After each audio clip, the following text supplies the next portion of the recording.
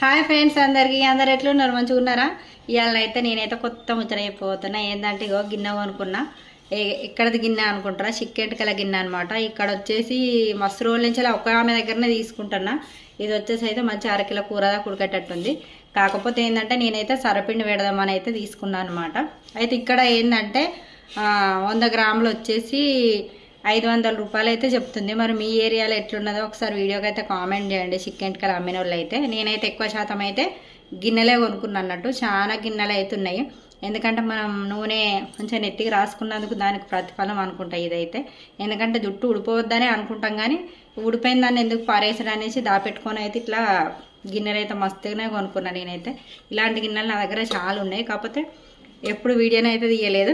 ఇవాళ అయితే వీడియో తీసిన మంచి చక్కున మెరుపుతుంది. ఇలా ఫస్ట్ ఏం వండాలో ఎప్పుడు సరపిండి పెట్టన్నా చికెన్ వండన్నా కామెంట్ చేయరి. ఓకేనా ఫ్రెండ్స్? మన వీడియోకి అయితే లైక్ ఇయ్యి మర్చిపో.